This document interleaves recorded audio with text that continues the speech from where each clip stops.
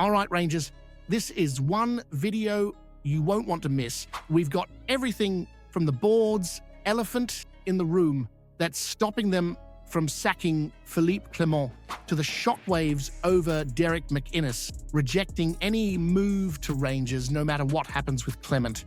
And that's just the beginning. We're diving into the tough news on one of our own being dropped from his international squad after criticism swirling around Rangers, plus the updates on Tom Lawrence's future as his contract decision looms, and it's not looking good for the £3.5 million man. Then there's a potential silver lining. Rangers could finally land that right-wing bargain we were this close to signing. And Barry Ferguson? Well, he's got some strong words on why Rangers should be desperate to go after young sensation Lennon Miller. But first, to get daily Rangers news at your fingertips, just hit the notification bell. Right, so it looks like the Rangers board have got themselves in a bit of a pickle here, haven't they? They've signed up Philippe Clement on this hefty 4-year contract. No small commitment when you've just posted losses of £17 million. The problem is, giving him the boot would be like setting fire to a pile of cash, not to mention the fact they're still paying off Van Bronckhorst and Beale. Can you believe that? If they sacked Clement, they'd be paying out to 4 managers at once. That's some next-level mismanagement right there. Makes you wonder if anyone at Rangers has a calculator or a shred of common sense. And let's be honest here, slashing the wage bill by £5.5 million was a move to tighten the belt, but now they've got even less flexibility.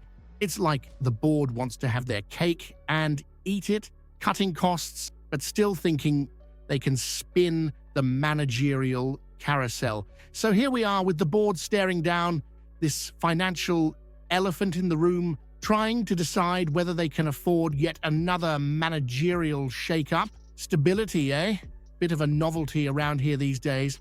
As for the team, Clement knows he's got leverage, doesn't he?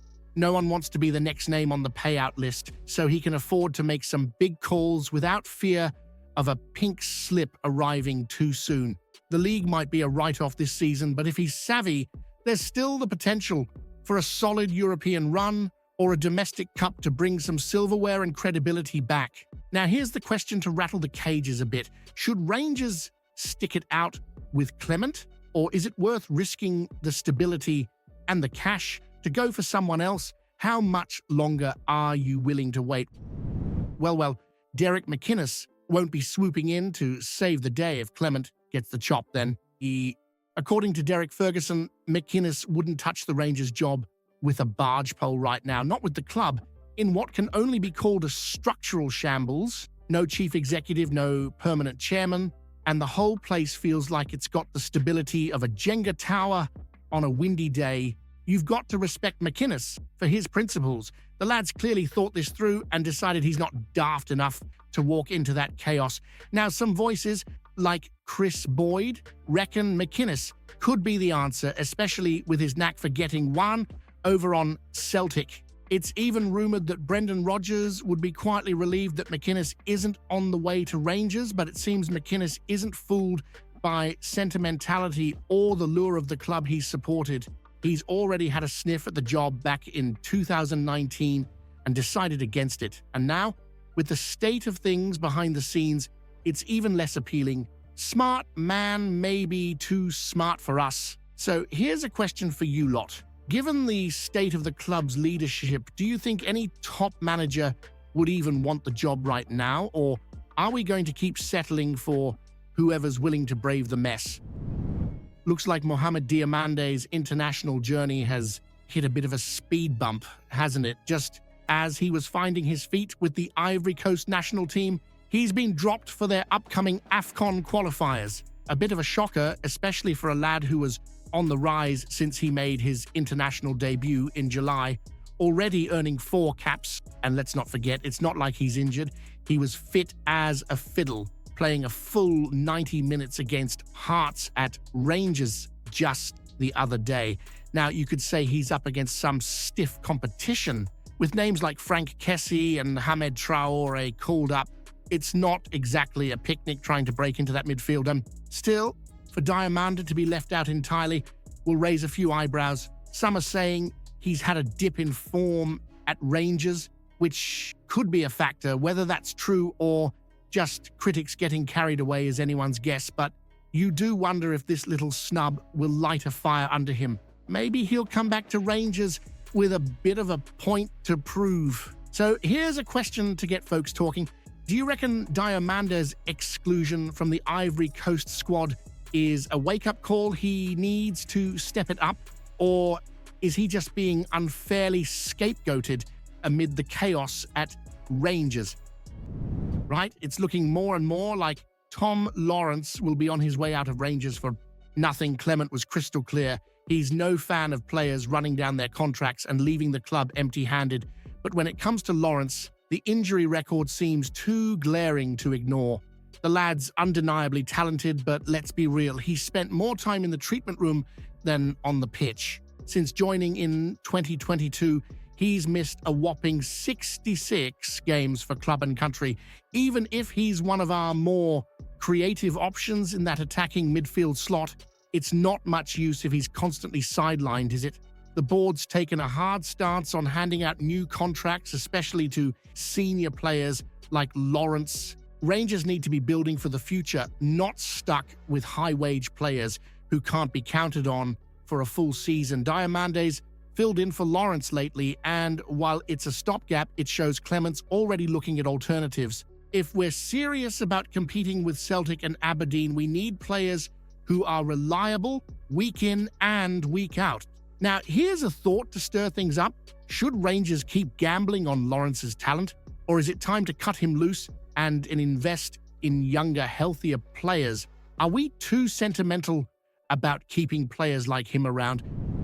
So, the saga with Adama Traore might just have another chapter after all, eh? Rangers were inches away from signing him in the summer, an advanced stage, they said, only to watch the deal fizzle out in classic deadline day chaos. Instead, we ended up with Václav Cerny, a decent enough addition, but you can't help feeling he was a bit of a makeshift solution. Now, here's the kicker. Traore's out of contract at the end of the season, which means Rangers could swoop in on a Bosman deal come January. He was priced at £3.5 million in the summer, but that figure could be much lower now if Ferencváros want a bit of cash before he walks for free. Traore's already making waves in Hungary with 7 goals and 2 assists, and he's proven he's got the pace, the experience, and the durability, qualities we're sorely lacking on the wings. He's affordable too, given Rangers' budget dwarfs even the highest wage bill in Hungary. Just compare him to Rabbi Matondo, who's reportedly on £23,000 a week. If we offload Matondo and bring in Traore, we could actually end up with a winger who's fit to play week in, week out. The Rangers board should be all over this if they've got any sense. Now, here's one to get you talking. With Clement pushing to rebuild, would you rather take a gamble on Traore or look for younger, fresher talent? Are we too fixated on big names when we should be focusing on longevity and building for the future? Barry Ferguson's not wrong in calling Lennon Miller the hottest young talent in the SPFL right now, and it's no wonder he reckons both Rangers and Celtic would be desperate to bring him in. At just 18, the lad's already leading Motherwell out as captain, no small feat in itself, and has a bit of that swagger Ferguson sees as essential for any player with top-level ambitions. Barry's convinced Miller would stroll into the Rangers starting anthem, especially with the squad's current lack of creativity and grit in midfield. But here's the sticking point. Motherwell's likely to slap an £8 million price tag on him, or even more if top English clubs get involved. And given Rangers' current financial restraints, that price might as well be £20 million. It's a shame, really, because Rangers were once the go-to club for young Scottish talent, but with all the back and forth over player trading strategies, it feels like we've dropped the ball on snapping up players like Miller when they're still affordable. Now, here's a question for you all. With Miller's price tag soaring, should Rangers break the bank for a young star who could anchor our midfield for years, or should we leave him to Motherwell and look for more realistic options Are we missing a future Rangers legend by not acting fast enough? Comment below what you think about the news. Don't forget to leave a like on the video to help me out. I post videos every day talking about our Rangers, so if you're not subscribed, you're missing out on the latest news. See you soon.